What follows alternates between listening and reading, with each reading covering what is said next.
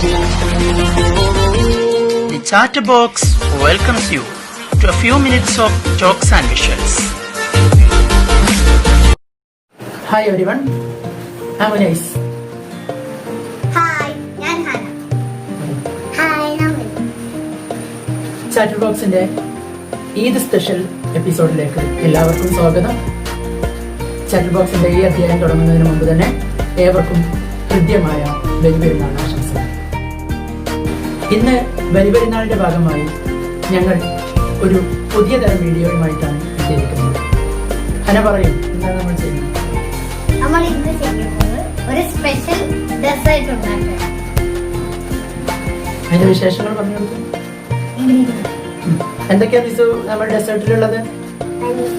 അത് അങ്ങോട്ട് പിന്നെ ചെറീസ്, പിന്നെ മാംഗോ, ബനാന, ആപ്പിൾ,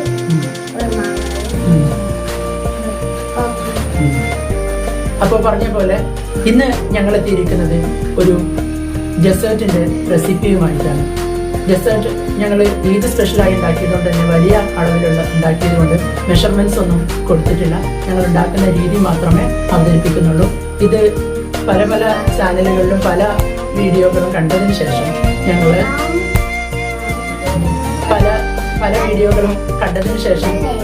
ഞങ്ങൾ പുതിയതായി കണ്ടെത്തിയ ഒരു റെസിപ്പിയാണ്.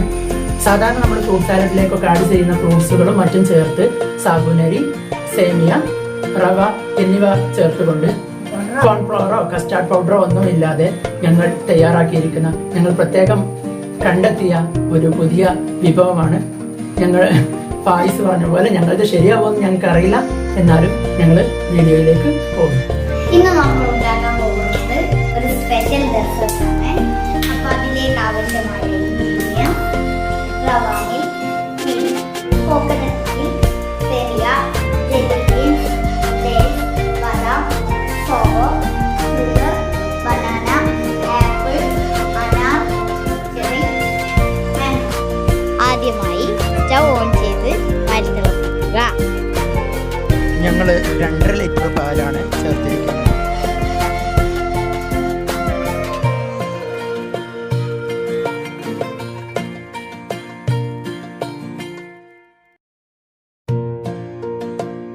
എന്നിട്ട് നന്നായി ഒന്ന് ഇളക്കി കൊടുക്കുക.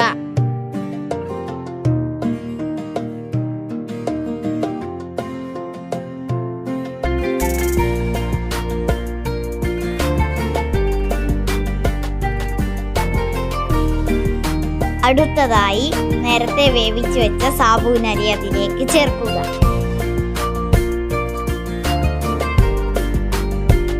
നന്നായി ഇളക്കുക.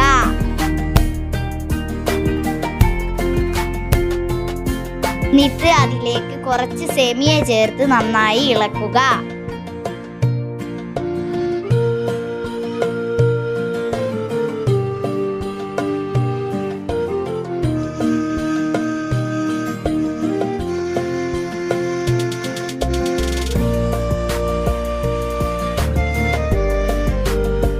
നേരത്തെ തയ്യാറാക്കി വെച്ച റവ മിൽക്ക് ചേർക്കുക. ഓവർനൈറ്റ് കുതിർത്ത് വെച്ച റവ തേങ്ങ പോലെ പിഴിഞ്ഞെടുക്കുന്നതാണ് റവ മിൽക്ക്.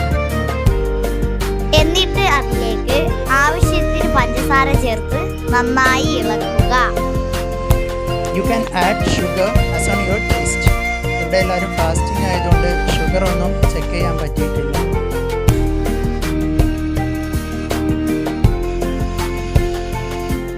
ഇനി അതിലേക്ക് കുറച്ച് കോക്കനട്ട് മിൽക്ക് ചേർക്കുക.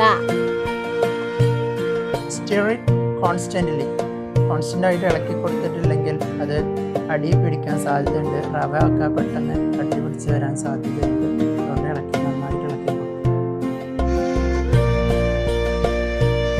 എന്നിട്ട് നന്നായി ഇളക്കി നൂൽപ്പരവ് ആവുന്നത് വരെ വേവിച്ചെടുക്കുക. റവക്ക് പകരം റവ മിൽക്ക് ഉപയോഗിക്കുന്നത് കൊണ്ട് പുഡിങ്ങിൻ്റെ അല്ലെങ്കിൽ ഒരു കസ്റ്റാർഡിൻ്റെ അതേ ടെക്സ്ചറിലേക്ക് സംഗതി വരും. അതുകൊണ്ട് തന്നെ ഇത് നന്നായിട്ട് ഇളക്കിയെടുക്കുക.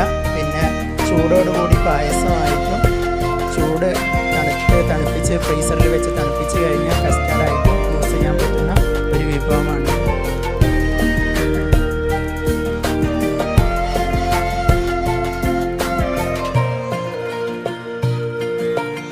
നന്നായി വേവിച്ച കസ്റ്റാർഡ് തണുപ്പിക്കാനായി ഫ്രിഡ്ജിൽ സൂക്ഷിക്കുക. കസ്റ്റാർഡ് തണുത്തു വരുമ്പോഴേക്കും നേരത്തെ എടുത്തു വെച്ചിരുന്ന ഫ്രൂട്ട്സ് ചെറുതായി കട്ട് ചെയ്ത് വെക്കുക. Cut all the fruit into small cubes. ഡേറ്റ്സും കട്ട് ചെയ്തെടുക്കുക. ഞങ്ങൾ ഇവിടെ ഫ്രൂട്ട് സലാഡ് റെഡിയാക്കാൻ പോകുകയാണ്. ആദ്യം കട്ട് ചെയ്ത ഫ്രൂട്ട്സുകൾ ഒരു ബൗളിലേക്ക് ഇടുക.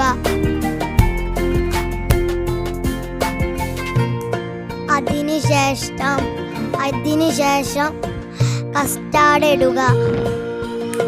ചെറി, ബദാം, ജീരകമുട്ടായി എന്നിവ ചേർത്ത് അലങ്കരിക്കുക.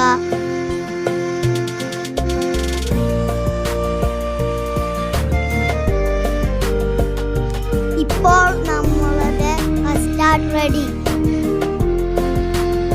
നോമ്പായതുകൊണ്ട് ടേസ്റ്റ് നോക്കി എങ്ങനെയുണ്ടെന്ന് പറയാൻ വയ്യ. രൂപവും ടെക്സ്ചറും ഒക്കെ കണ്ടിട്ട് നല്ല ടേസ്റ്റ് ഉണ്ടെന്ന് തന്നെയാണ് തോന്നുന്നത്. എന്തായാലും ടേസ്റ്റിനെ കുറിച്ച് ബോക്സിലിടാം പിന്നീട്. എന്തായാലും എല്ലാവരും ട്രൈ ചെയ്ത് നോക്കുക. I think it is A new recipe from me and all of you try it. Thank you for watching.